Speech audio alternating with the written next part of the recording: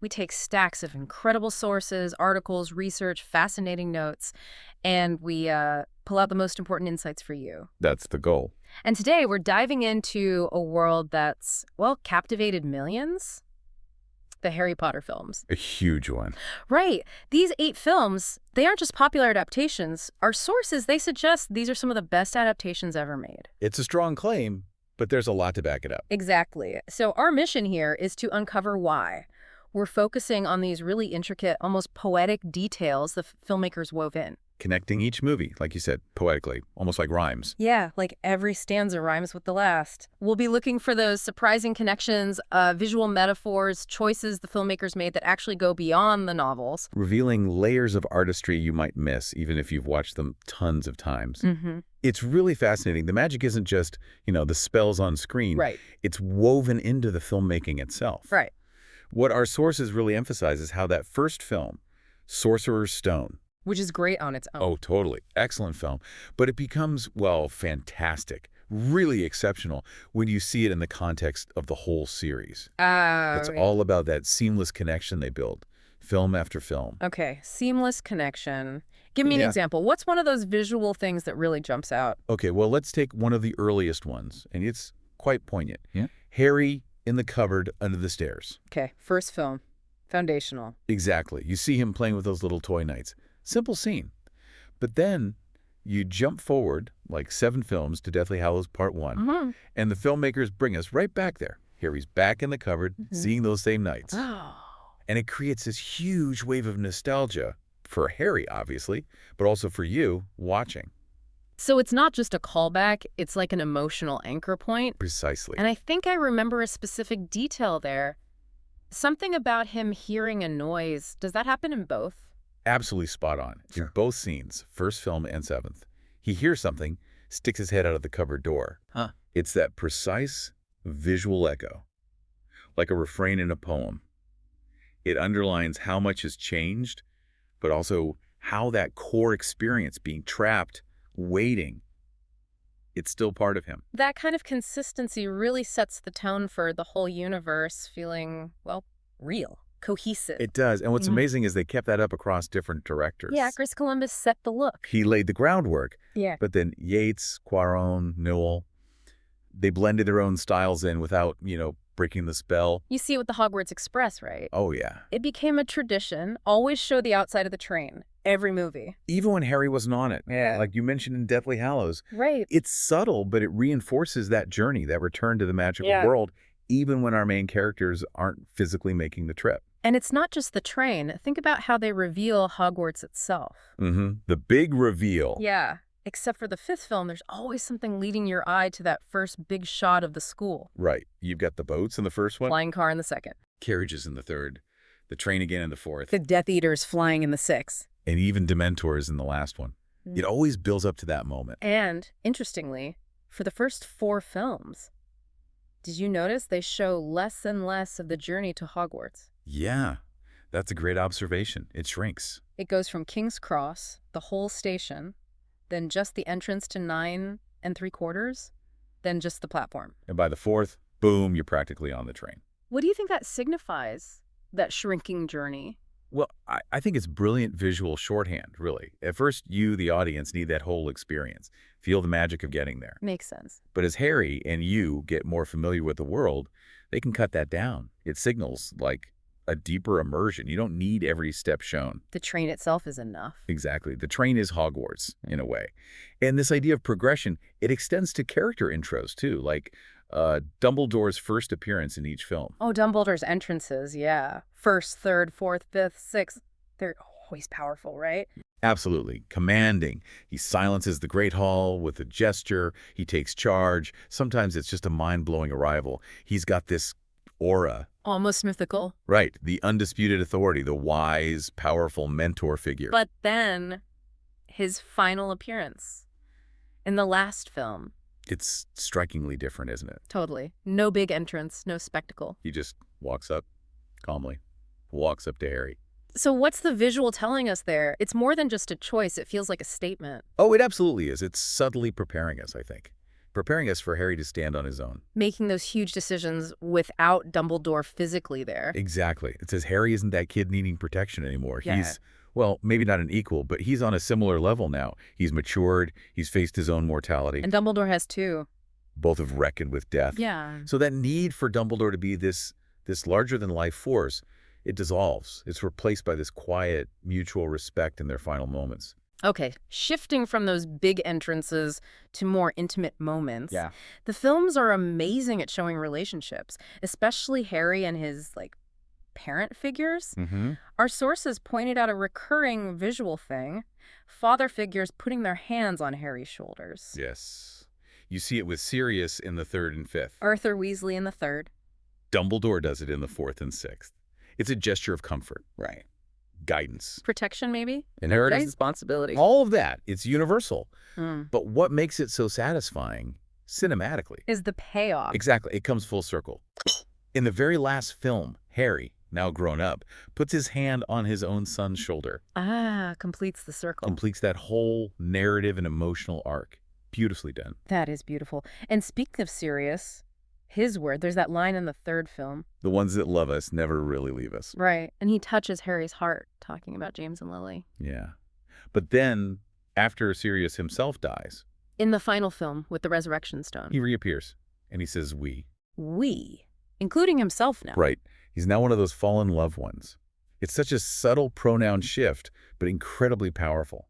It shows how much changes, but that core truth about love and loss, it stays. It evolves. His understanding, our understanding. Exactly. It's not just a repeat. It's a deepening of that idea. That kind of emotional consistency lets you really feel that connection, doesn't it? It does. Building on that, the mirror motif.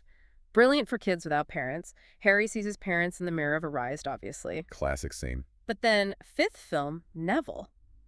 In the Room of Requirement, looking at a picture of his parents in a mirror. It's another reflection of lost parents. Yeah. Just like Harry. But there's a difference, isn't there? Yeah, what's the key difference there? Well, Harry is there with Neville. Right. He comforts him. He offers support that Harry himself didn't have when he first saw the mirror. So it shows Harry's growth, his empathy. Exactly. He's processing his own grief by helping someone else. Okay. It's not just visual rhyme, it's thematic progression for Harry. And that mirror of Arised scene, it has another echo, a really tragic one. Who won? Harry reaches out to touch his mom. And he can't. Just glass. That horrible realization, and it's mirrored almost exactly in the final film. He reaches for her ghost. And again, can't touch her. No. Still unreachable. What does that repetition hammer home for you?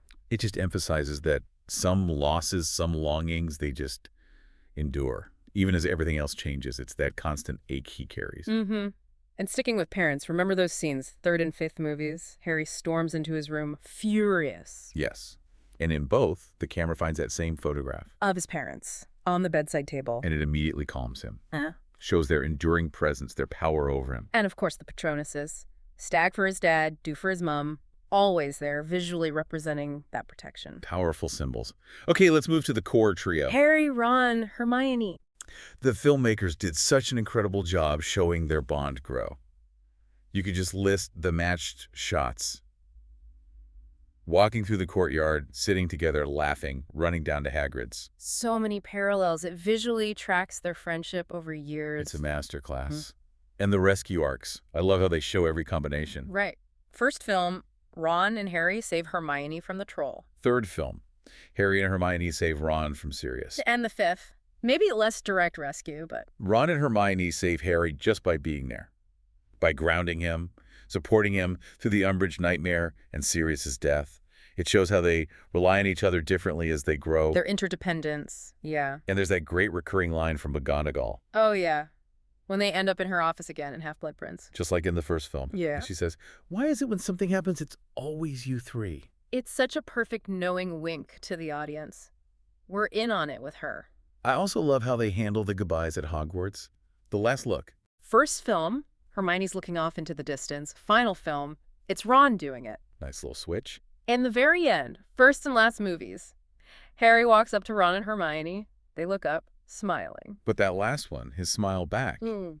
it's different. He's happy for them, seeing them together. Yeah.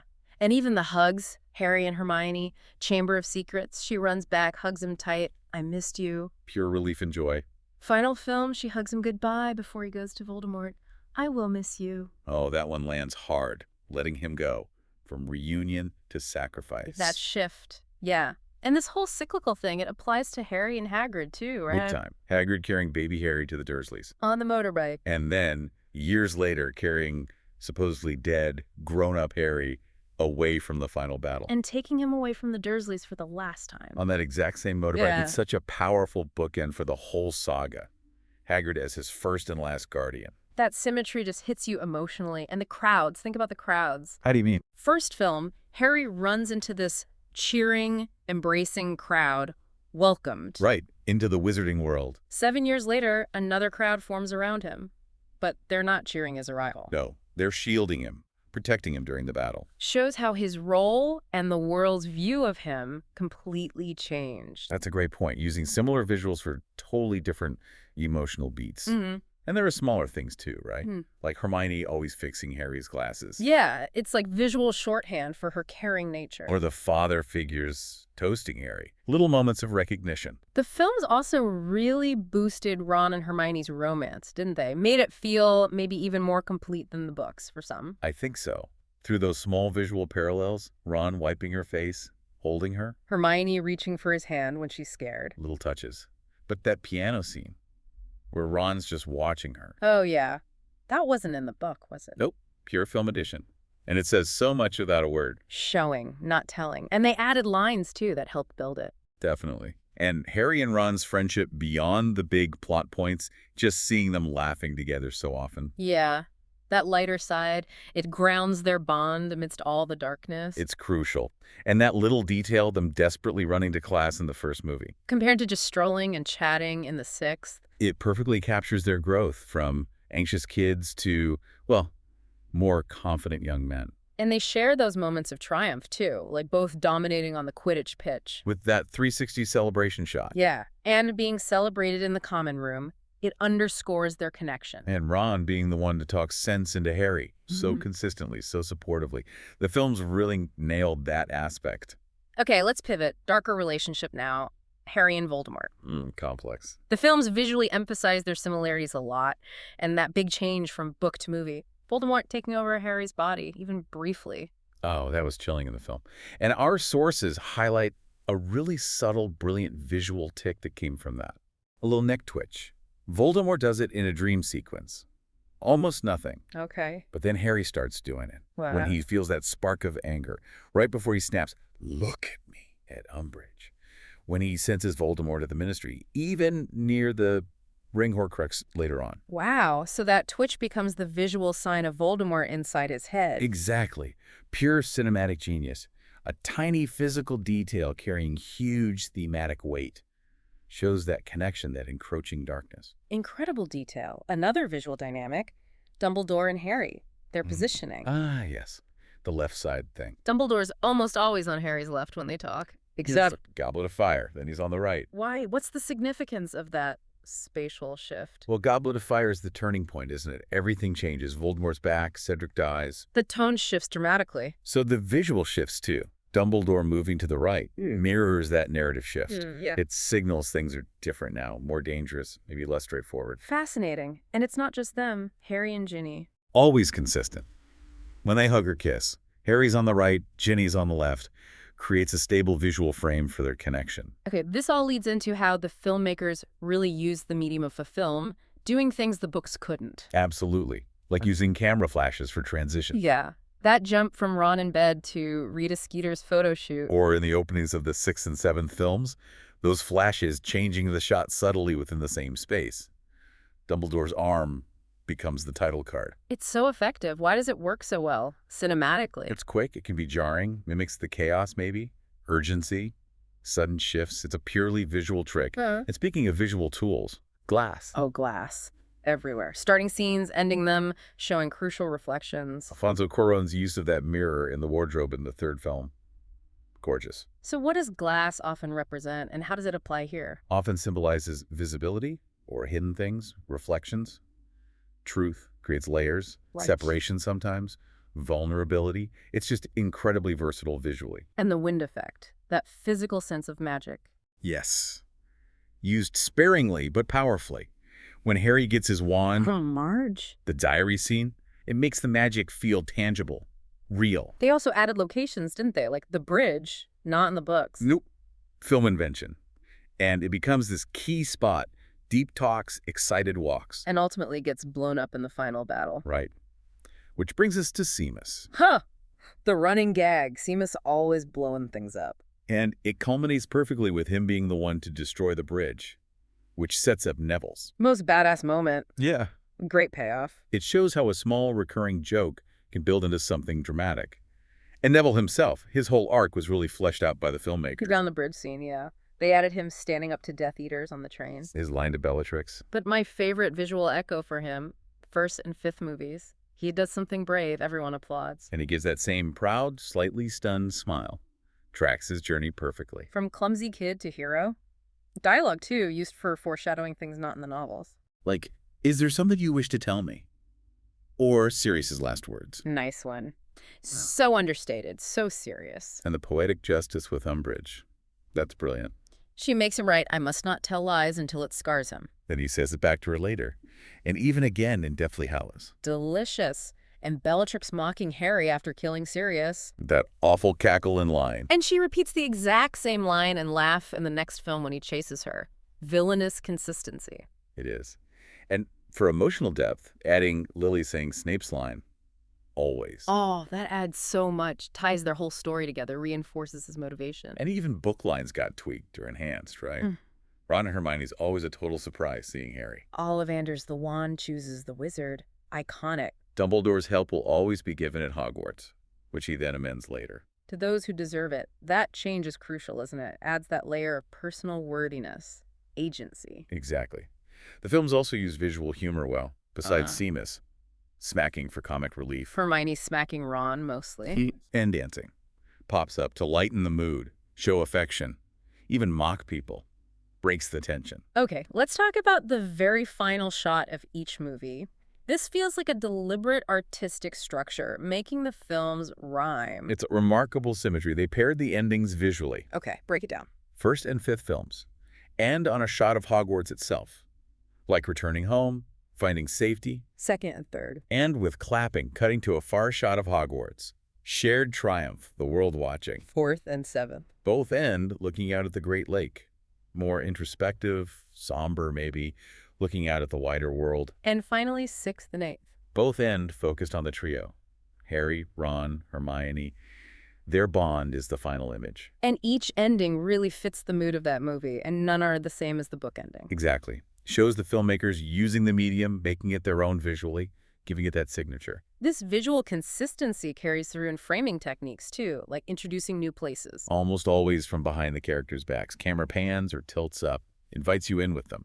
And silhouettes. So many powerful silhouettes. Oh, yeah. Conveying loneliness or companionship, intensity. Sometimes signaling the end of a film.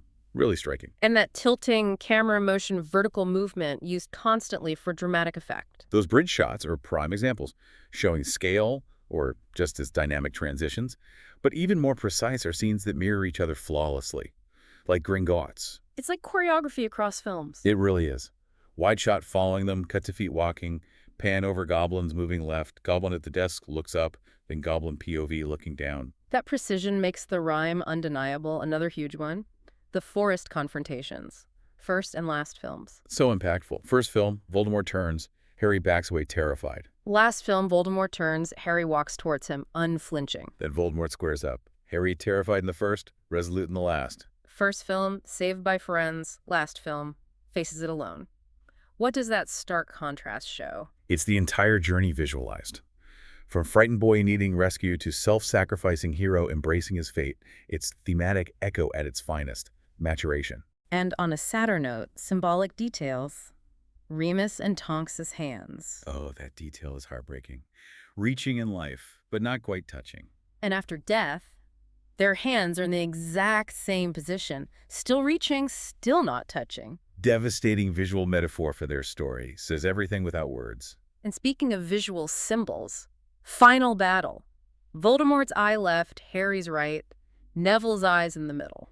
What's that signifying, do you think? Neville is the bridge, the one who ultimately decides their fate by killing the snake, the last Horcrux, visualizing his crucial role. Brilliant. And the sheer number of dramatic head turns. It's like a series tradition. Friendly, scared, curious, evil. They use it for everything. Doors, too. Symbolism there. Opening doors often means power, authority. Closing doors means secrecy, deception. And the Order of the Phoenix, introduced walking through a doorway, in both films they feature heavily in, emphasizes their hidden nature. They even use the same playground, third and fifth films. Right, to show Harry's emotions. Suspense and fear in the third. Loneliness in the fifth, often with flickering lights for danger. Consistent environmental metaphor. And a subtle one I love. Voldemort gliding his fingers over his forearm, where the dark mark goes. Not in books, right? Nope. It visually shows that gap between him and his followers, his isolation, his dominance, and Snape, these shots of Bellatrix and Voldemort walking around him. Like they're trying to figure him out. Exactly. Yeah. And those close-ups of Snape alone in the courtyard, so much conveyed in just his expression. Plus, Dementors outside Hogwarts, third and eighth films, a recurring visual threat. And Dumbledore's speeches, third and sixth films. The camera zooms in slightly on Harry or Draco. Whichever one the speech resonates with most, pulls you into their perspective. And point-of-view shots, used differently by directors to make you feel the judgment Harry faces in the fourth, or the hatred in the fifth. Windows and fireplaces, too? Like emotional barometers for Harry. Definitely. Windows show curiosity at the Dursleys. Yeah. Nervousness, anger, mixed feelings, planning. And fire shows disappointment, longing for parents, anger about Sirius, being shaken, lonely, worried. They're practically characters reflecting his inner state. What's also amazing is how all four directors collaborated on certain visual motifs, like birds, Hedwig crows? used by all of them for transitions. Between seasons, parts of a journey, even reality to animation, shows that shared style, even with individual flair. Yeah. It makes the whole series feel cohesive. Like a symphony, yeah. And maybe the most powerful visual theme, how death is shown. The vulnerability. Exactly. Almost every major death scene, someone is being held. Harry holding Cedric. Lupin holding Harry. Ginny holding Harry. Snape holding Lily. Harry holding Dobby. Ron and Molly holding Fred. Hermione holding Ron. Hagrid carrying Harry. Each one makes it more heartbreaking, underscores the loss, the love. Visually impactful. Beyond moments, there are arcs of dominance, too. Vernon Dursley over Harry in the first film. Grabbing his hair, total power imbalance. 2 years later, same hallway.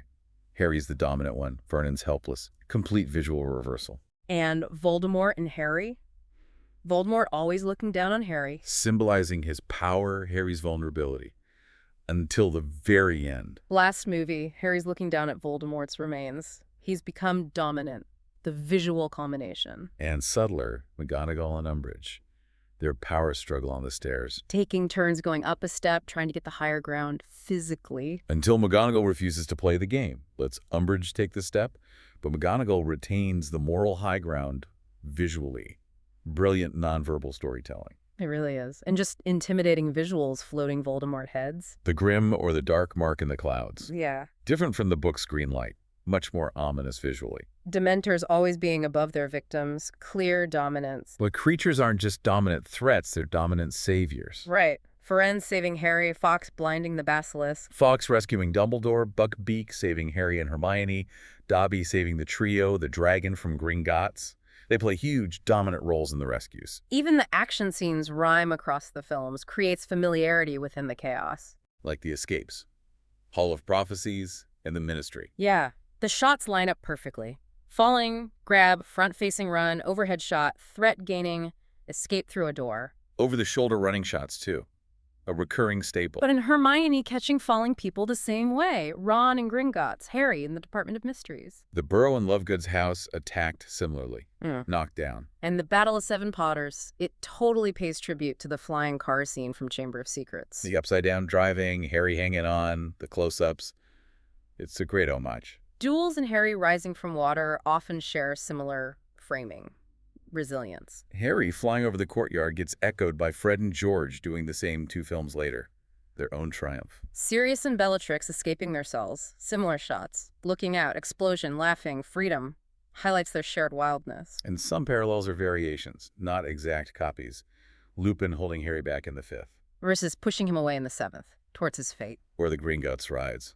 Slow and straight first time, wild and crazy the last time. Reflects the changing stakes. And so many action scenes end the same way. Harry knocked out or lying on the floor.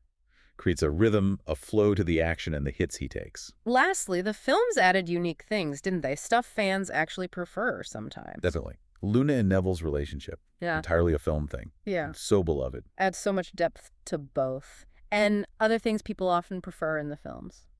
Sirius's character maybe. Nicer, more supportive overall in the films. The Battle of the Department of Mysteries. Keeping the team together, showing more unity. Yeah, that felt stronger visually. And the ending. Harry destroying the Elder Wand. Big change from the book, returning it to the grave versus snapping it. But it provides that definitive end. Yeah. Ensures it can't be misused again. A really powerful, satisfying cinematic choice for many. So this whole deep dive, it really shows the incredible cinematic artistry, doesn't it? The visual storytelling, how they truly echo like poetry. It creates this coherent, beautiful narrative tapestry across 8 massive films. They don't just adapt the story, they elevate it. Adding layers of meaning, emotion. That's why they still resonate so deeply, I think. Absolutely. It's a masterclass in adaptation, using the unique strengths of film. It really is. Which makes you wonder, given how deep this visual and narrative poetry runs in these films, what other cinematic adaptations could really benefit from this kind of deep dive? Where else might we find these hidden artistic rhymes, these layers, waiting to be uncovered? Something for you to think about. We hope you enjoyed this journey into the magic behind the Harry Potter films.